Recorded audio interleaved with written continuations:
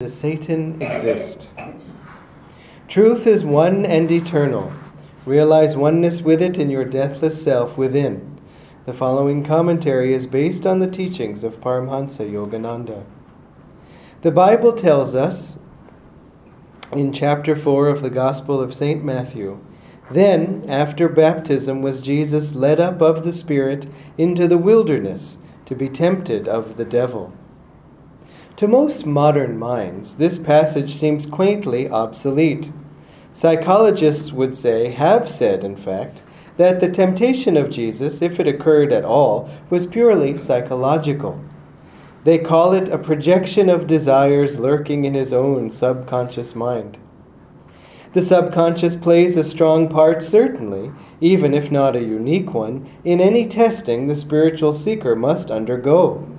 The Bhagavad Gita, in dealing with this undeniable reality, quotes Arjuna in the 3rd chapter, and then Sri Krishna's reply. "Yet tell me, teacher," said Arjuna, "by what force doth man go to his ill, unwilling, as if one pushed him in that path?" Krishna replied, "Desire it is, passion it is, born of the darknesses, which pusheth him. Mighty of appetite, sinful and strong is this, man's enemy." Yet even Krishna describes passion as, quote, "born of the darknesses." The fact is, as Paramhansa Yogananda wrote in Autobiography of a Yogi, all thoughts vibrate eternally in the cosmos. Thoughts are universally and not individually rooted. A truth cannot be created, but only perceived. Psychology, yes, but psychology attuned to currents of consciousness that pervade the entire universe, attracted by each of us according to our own personal inclinations. Yogananda, quoted in the New Path, said, "I used to think Satan was only a human invention, but now I know, and add my testimony to that of others who lived before me, that Satan is a reality. He is a universal conscious force whose sole aim is to keep all beings bound to the wheel of delusion." We should take pains, then, to attract uplifting currents of universal consciousness, and to avoid attracting the negative which, disease that it is, can infect our thoughts, even while it leads us to believe that our thoughts are purely our own. Thus, through Holy Scripture, God has spoken to mankind. Om, Om, Om.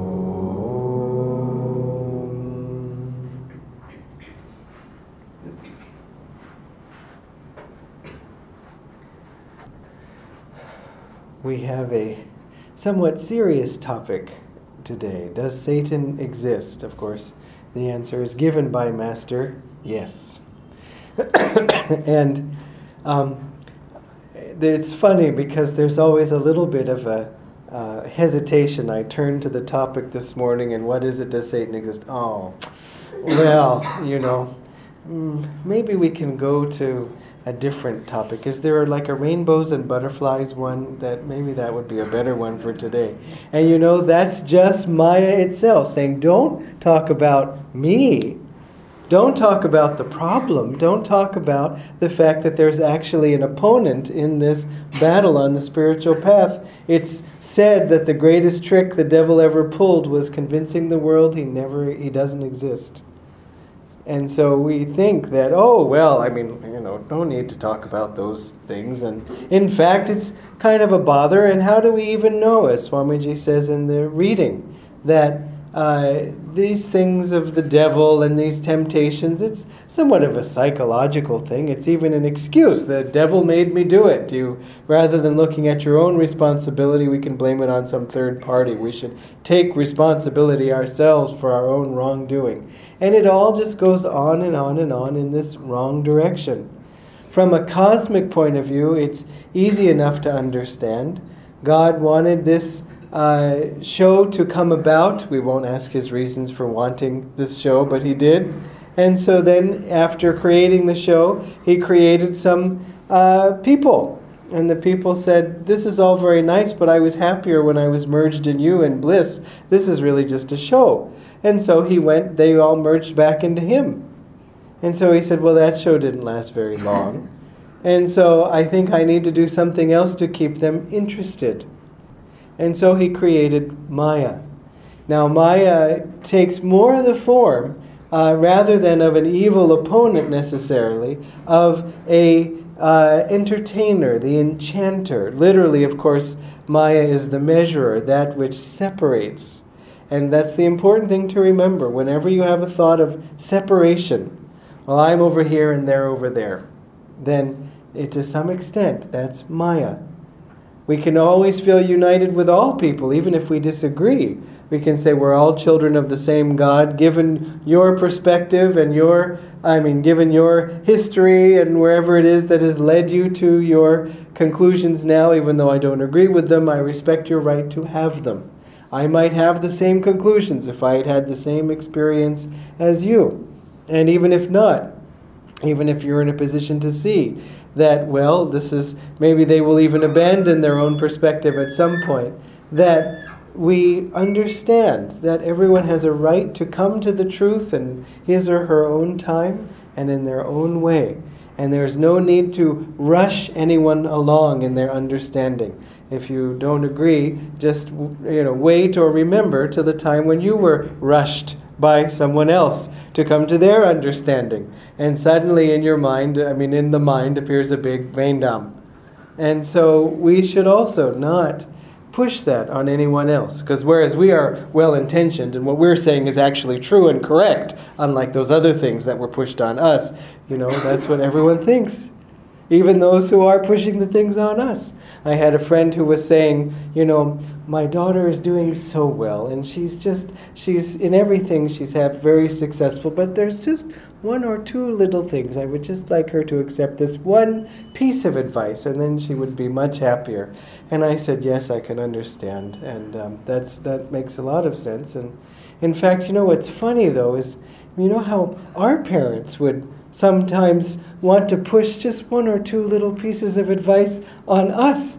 And they were just really insistent about this thing that they were trying to push on us. And it's funny because they were obviously wrong. And yet in this situation, of course, you would be right in pushing this advice on your daughter. So my friend is very wise, and she had a good chuckle at this whole thing, because it's just that way. That we're sure we're right, and we may even be right. That's sort of the tragedy of it, when we actually are right. So, yet, we have to respect everybody's space. It's actually not just a virtue. It's not just, do the right thing and respect everyone's space. It actually does someone harm if you give them the right advice at the wrong time. And when when I first heard Swamiji say that, I was surprised. How can it do them harm? It's good advice after all. But he said, he explained that if you give someone the right recommendation, the right suggestion, suppose you suggest to them meditation. Why don't you meditate? You might like meditation. But if you do so when they're closed to it, then they say, no, I don't want it. And you say, fine, I knew it wasn't the right time anyway, but I was just doing an experiment. What's the harm in giving the right advice at the wrong time? Because then, later, when they are possibly open to it, or at least neutral, and then you or someone else makes the suggestion, and why don't you do meditation? Oh, no, I don't want that. Their memory of that rejection comes back. They're now inclined against something good, just because it came at the wrong time. And so keep that in mind when working with others, and let's keep it in mind when working with ourselves also, that when we feel that same rejection against what's possibly very good advice, what's our reason for doing so? Well, maybe somebody gave me that suggestion at the wrong time, but it doesn't mean it was a bad suggestion. Swamiji said, consider the idea regardless of its source. In other words, someone may have some very good piece of advice for us, and although we have at least 15 pieces of good advice for them, that, that doesn't really matter. they might actually be guiding us. God might be guiding us through them in the right direction. And so it's not for us to say, okay, but what about you, and so on. Swamiji said he was once, someone came to him for advice and spent the time giving him advice. And he said she was a little bit of a unclear-minded person and would talk all sort of in a lot of ways that were not necessarily that clear. A little bit like I feel myself this morning. You have to forgive me, I'm not entirely well. And so, anyway, she was going on, and he found himself tempted to just sort of look at his watch and see how long would it take before she'd exhausted herself, and then she would be on her way. And he said, now wait a minute. He caught that thought and said, now that's not the right attitude. God can speak to me through anyone. Let me listen and see if God has something to say to me through her. And he said, and just a moment later, she gave him a piece of advice that was actually very helpful and something he needed to hear. And so we should keep that in mind, an openness, that it's not just that we're not just open to someone else's right to express themselves, and we're trying to be fair. It's that we are really having a dialogue with God. Each day, especially as you meditate, especially as you go deeper on the spiritual path, you start to see how God is speaking to you through everybody and every experience.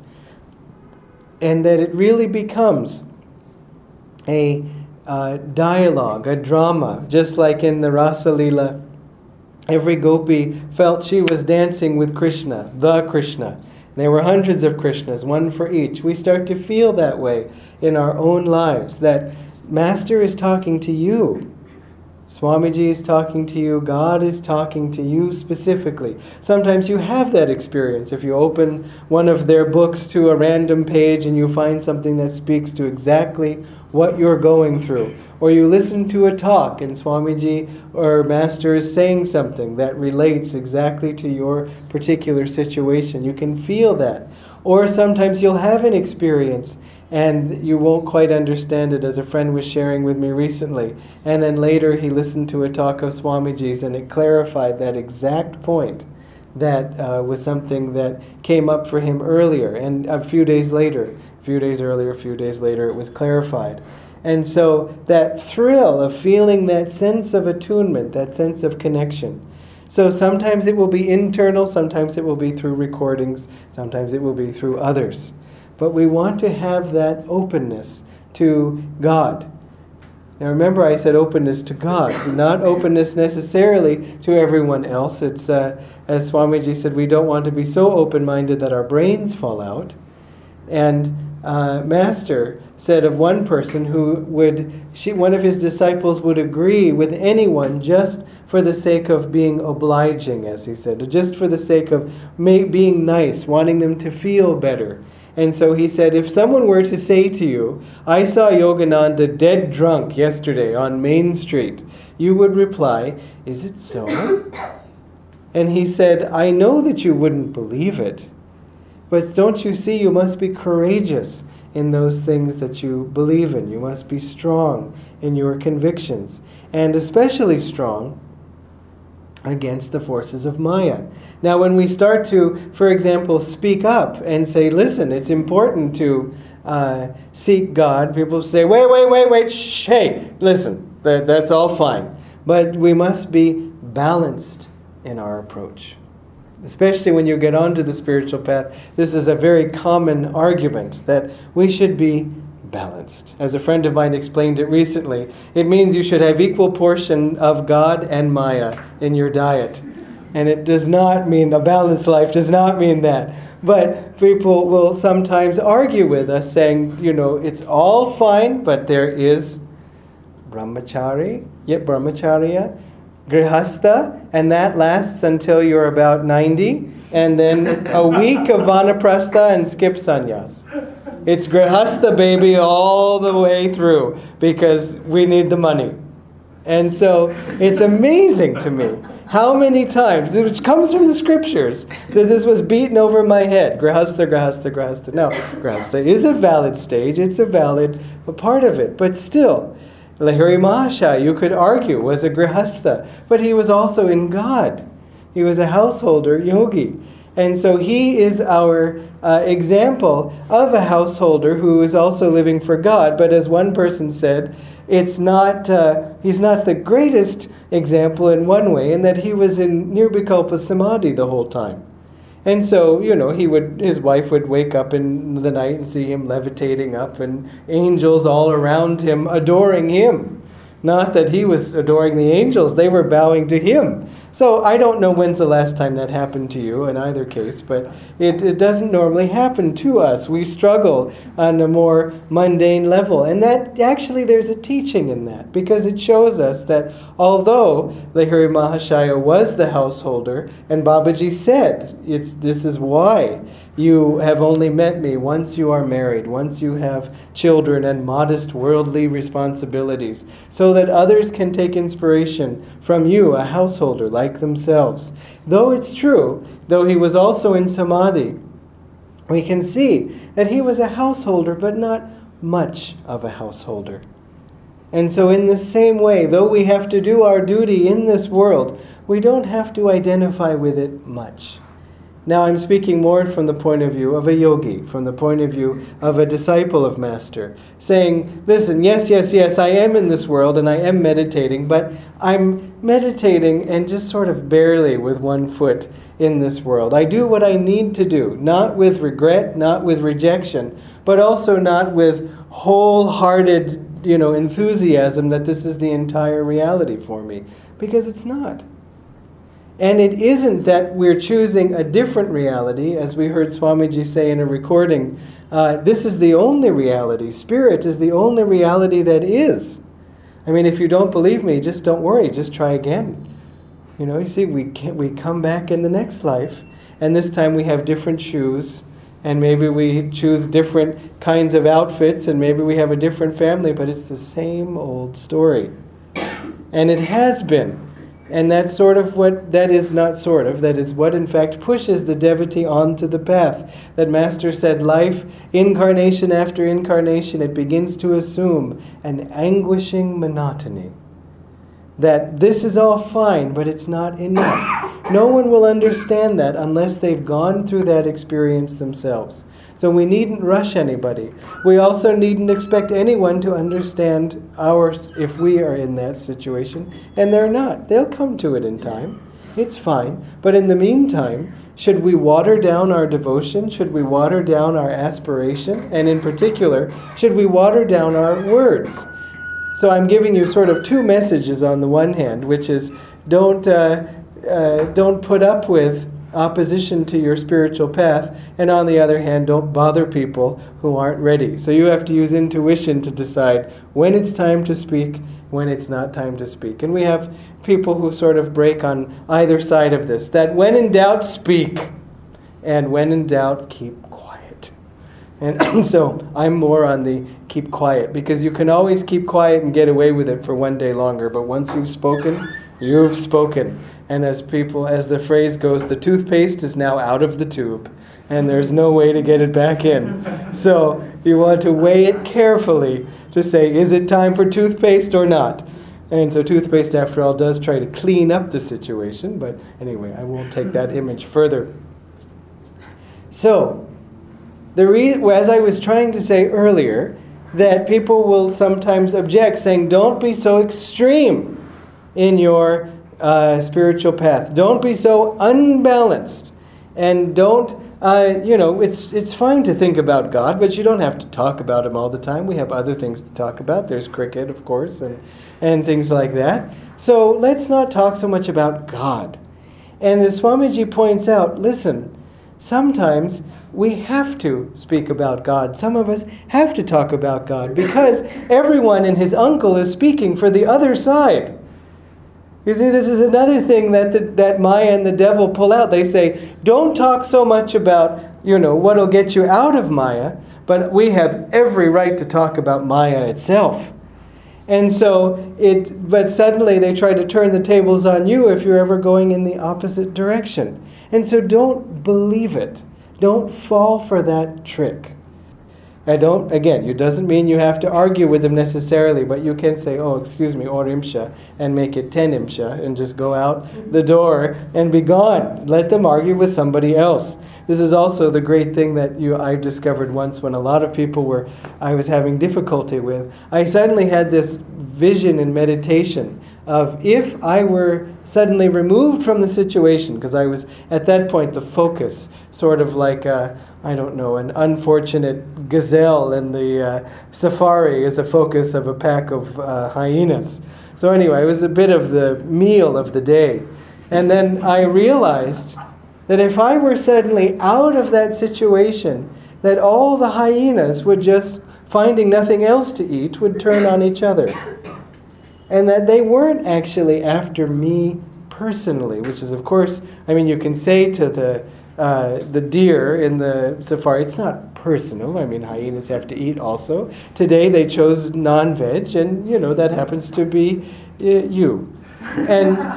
But it feels personal when you're being consumed. And so I realized it wasn't personal. They were just looking at me as another trip to the food stall or the hotel, and I happened to be on the menu. But it really, if I weren't there, they would just be at each other's throats. And it helped me to relax and just be in the situation and not take it personally. And so it made it easier then to function also in the situation. And so sometimes karma just is that way, to make us stronger. That's really the point of it. When bad karma comes, when difficulties come, they have two purposes. They make us stronger in two ways. One is by forcing us to raise our energy, to have, if we didn't have tests, we wouldn't grow. It's a sad truth that we need these tests not only to grow, but also to demonstrate our growth to God. Do we have to prove to God how strong we are? If He's omniscient, how can He not know? If He's all-knowing, how can He not know how strong or not we are? He already knows, but it's for ourselves. It's for us to see that I didn't know I had the strength to move through that situation. I went through a situation not long ago where it was in some ways the most difficult test of my life. And it was also something that I had dreaded happening. I'd hoped, at least in my life, this particular thing wouldn't happen. And it did happen. And afterwards, I found that I had a strength that I hadn't had before. One was for the other reason that karma makes us stronger. Because I had that karma. Obviously, whatever was happening to me was only drawn by my own karma. I couldn't really blame it on anyone else. They might be having their own karma through willingly playing the part of the villain in my little drama, but that's between them and God. And that's their own karma, and let them worry about it. It couldn't have happened to me if I also didn't have some stake in the game, if I hadn't attracted it. And so I realized that karma now had been paid. That karma had been removed. Swamiji said sometimes when we have a great disaster outwardly, and we can even suffer from despair, he said the feeling of despair usually comes from an outward disappointment. And so he said when we feel that despair, he said at least we can console ourselves that outward disappointment, that outward karma has been paid. And he said, and you will often feel in despair also a lightness, which is almost contradictory, but a lightness knowing that this burden, some burden has been removed from you. And that's how I felt, that after that test, that there was a karma that I had gone through that I didn't have to go through again. And so at the same time, I also felt I didn't think that I could go through that test. And I did. It wasn't so bad, actually. Here I was, alive, breathing, and so on the next morning and the mornings that followed. And it made me also feel, I don't know how else to put it, a little more grown up. When you go through something hard, something you didn't think you could, you do find yourself, well, I guess I'm stronger than I realized, or I've become stronger. But in this battle for self-realization, we have an opponent, and it is Maya. Yes, Maya, you can also say, well, isn't it the ego? Yes, it's the ego too. But it's Maya acting through the ego. It's God also acting through the ego, trying to get us interested in all these things and to keep on the fight. Swamiji said when he was going through a very difficult spiritual test that he felt that God and Satan were basically trying to get at each other and beating him up in the process. That he was in the middle in this tug of war, and they were, swiping at each other, but he was the one getting hit. And it was a very difficult test. He describes it in The New Path. His period of when he went through very dark doubts about Master, against his will. Just as Arjuna says, it was not that he was wanting to doubt Master. It was not that he was committed to it. He said that it had gotten so bad that if Master had called him and said, it's sunny here in San Diego, he said some hateful voice inside of me would have said, I bet it's raining. And again, that hateful voice, it wasn't something that he himself wanted. He wanted it desperately out, and yet that was the test that came. And that test went on for 3 months. Not 3 hours, and not 3 days, and not even 3 weeks, but 3 months of doubting. And later, Master said to him, when Swamiji, because Swamiji was also in seclusion, he was isolated, he was more or less all alone. Meanwhile, other monks were coming and joining him and saying, sorry, Master called, I have to go off to be with Master. And so he was not only not with Master, but seeing everybody else was getting to be with Master. It was a big challenge. And when he came out of it, he discovered that many of his other fellow disciples had been going through similar tests and struggling. And Master said, Satan is testing the organization. And he added, many heads will roll. And sometimes Master was quite colorful in his speech, but he was, of course, never indifferent if a disciple would leave the path. But he also knew that perhaps some people were going to have to go through this test and leave the path for a while and come back.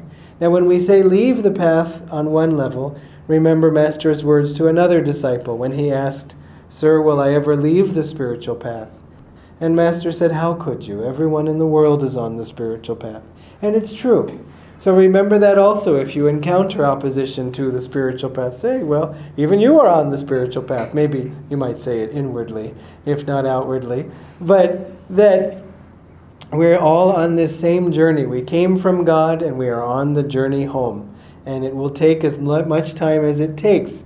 But on the other hand, this year, even though we say everyone is on the spiritual path, and though it's true, for the devotee, that sense of anguishing monotony drives you to say, it's been a wonderful path, but I'm ready to be home now. It's a wonderful journey, and it's been very entertaining, but I now, please, would like my own bed. I would like to be free in God. I would like to be in joy all the time. And so what do I need to do to get there? It becomes very serious. Just because we've had enough of the other. And so also that thought, as I said, of coming back again and getting to do it all over again. Why not put ourselves either out of that predicament or in the best possible standing that we can be in for the next incarnation by doing our very best now, right here in this moment, in this lifetime. So, Master described a test that another one of his disciples went through. She was... it was interesting. Somehow, I don't know how the story begins, but Master had a large piece of paper and he rolled it into a cone, and it looked like just a cone, and he was then jokingly referring to it as a dunce cap. And this was one of these Kali Yuga practices in the early days of, well, not the early days, not so long ago. If children were misbehaving, or if they were also answering even wrongly, they would have to sit in the corner with the dunce cap on. I mean, we might say, well, is it Santa Claus or something? I mean, are they elves? What's the problem with this? But it's basically a sign that says, I'm a dunce, I'm an idiot. So it's very humiliating, obviously. And luckily, the dunce caps are all gone away now. And so, but anyway, at this time, it was still in recent memory for this disciple. She knew what it was. And so he had it as a dunce cap, and he said, come here. And she said, no. And then he said, come here. And she said, no. And then he said the third time more strongly, come here. And I think she even burst into tears, and she came forward. And instead of putting the dunce cap on her, he just patted her on the head. And he didn't say anything at the time. But later, he said, if you had said no one more time, you would have left the spiritual path eventually.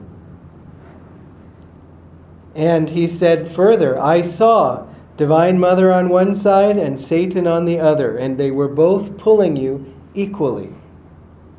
And when you finally yielded and came to me, then Divine Mother smiled and Satan retired.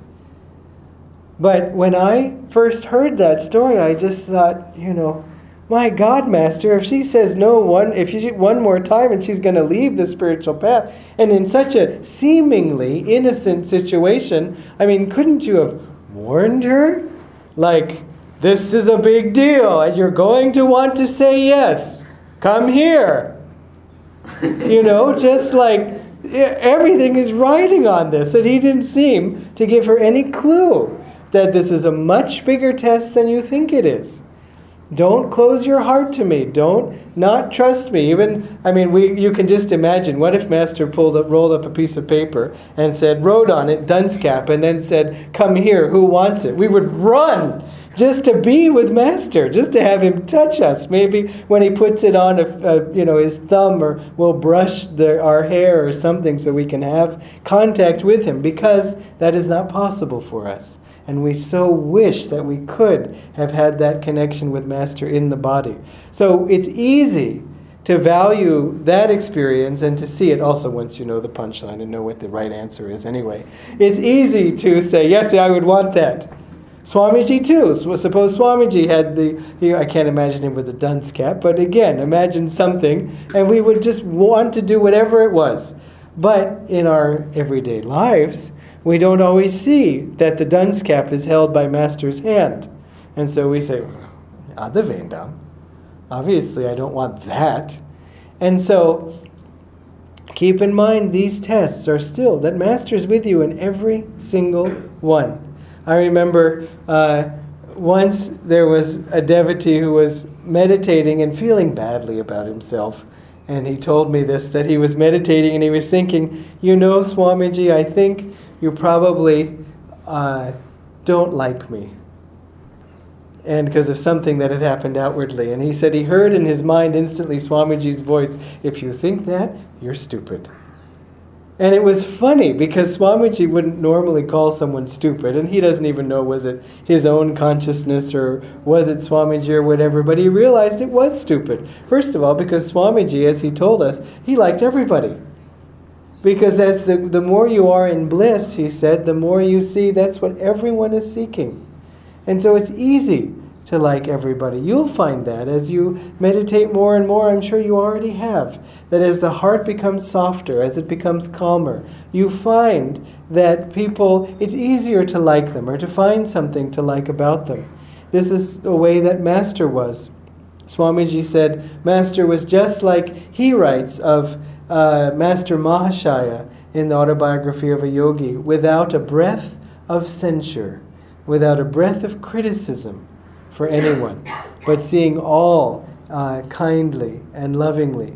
And so Swamiji said there would sometimes be people and you would just ask yourself, what does Master see in them? Because they had all these problems and that were somewhat difficult for the people around them. And a Master would say, but he's very dedicated to his work, or he's very dedicated to taking care of his family, and so on. And so Master himself said that I don't like to hear anyone say that someone else is bad.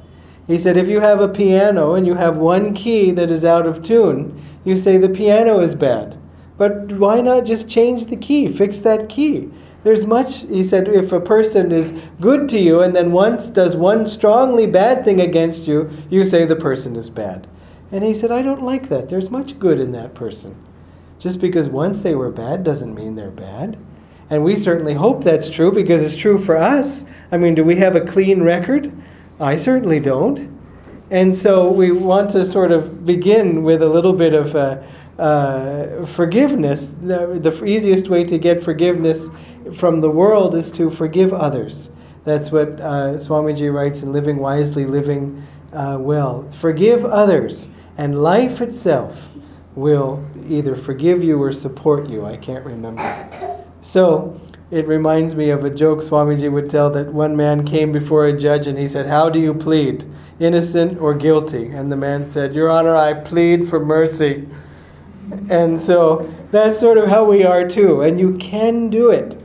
If you just say to Master, I plead for mercy, not Master, because Master, you don't have to ask mercy from him, he's always on your side. But to God, to any aspect of the divine, I plead for mercy. And it is that way, because Arjuna says, what drives man unwillingly to his ruin? And that word unwillingly is so important, because it captures something that isn't captured necessarily in all spiritual teachings, that we, knowing what the right thing is, still are driven, even against our will, to the wrong thing at times. And that is just, as he said, it is Maya, it is desire. And it is an active force that I love how Swamiji said, that even while leading us into darkness, convinces us that these thoughts are our own. And that's the point I really wanted to leave you with. That Maya does all tricks and then says, it's not me, it's you thinking this. Why are you having such evil thoughts? Why should you think that way?